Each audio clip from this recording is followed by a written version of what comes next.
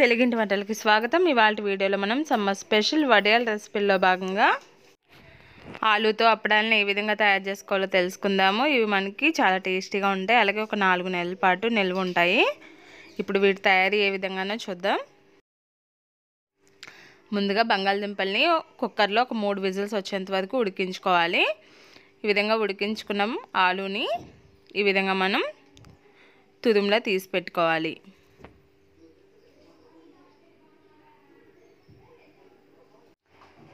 చూసారు కదా, ఈ విధంగా మొత్తం అంతా కూడా తురుము తీసి పెట్టుకున్నాము। ఇప్పుడు దీన్ని ఒక మిక్సింగ్ బౌల్లో వేసుకుందాము। ఇందులోనే వీటిని ఇంకా మెత్తగా స్మాష్ చేసుకుందాం। ఇప్పుడు ఇందులో మిక్సీ జార్లో ఒక 5-6 ఎండుమిరపకాయలని ఈ విధంగా ఒక 2 నిమిషాల పాటు బ్లెండ్ చేసుకుంటే చక్కగా మనకి చిల్లీ ఫ్లేక్స్ అనేవి తయారవుతాయి। ఇప్పుడు వీటిని వేసుకుందాము। అలాగే కొద్దిగా 1 టీ స్పూన్ జీలకర్రను కూడా యాడ్ చేసుకుందాం।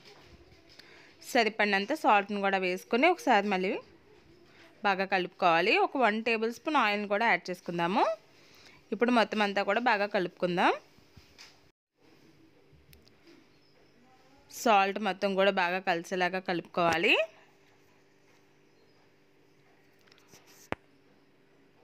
దీన్ని మనం చాలా సింపుల్గా తయారు చేసుకోవచ్చు, పెద్ద ప్రాసెస్ ఏం పట్టదు। చూసారు కదా, ఈ విధంగా కలుపుకొని పెట్టుకున్నాం। ఇప్పుడు ఒక ప్లాస్టిక్ షీట్ని తీసుకోండి, దానికి ఆయిల్ని అప్లై చేయండి, అంటుకోకుండా ఉండడం కోసం ఆయిల్ని అప్లై చేయాలి।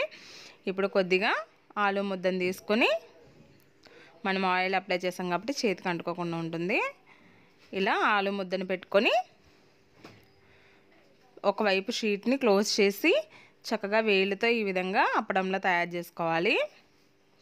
మనకి ఆలు అనేది సాఫ్ట్గా ఉంటుంది కాబట్టి ఈజీగా స్ప్రెడ్ అయిపోతుంది।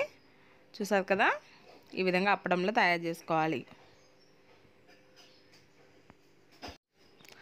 ఇలా మనం తయారు చేసుకున్న ఆలు అప్పడాన్ని డైరెక్ట్గా వేరే ప్లాస్టిక్ షీట్ మీద కానీ క్లాత్ మీద కానీ ఎండబెట్టుకోవాలి।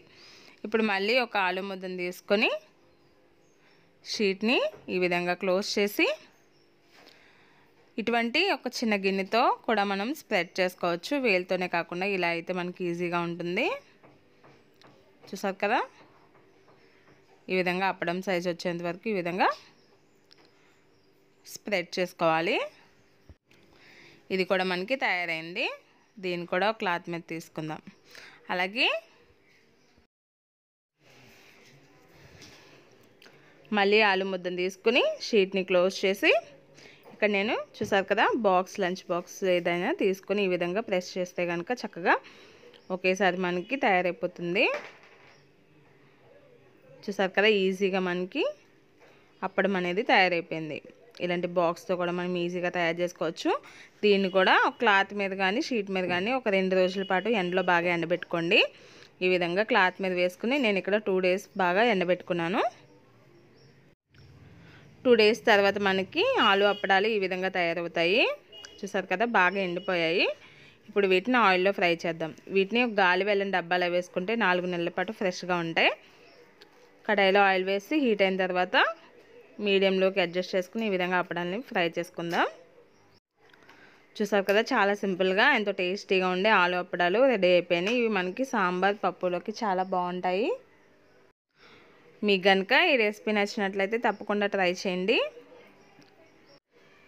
అలాగే మీకు ఎలా వచ్చింది అనేది నాకు కామెంట్ చేయండి। ఇలాంటి మరిన్ని రెసిపీస్ కోసం తెలుగింటి వంటల్ని సబ్స్క్రైబ్ చేసుకోండి।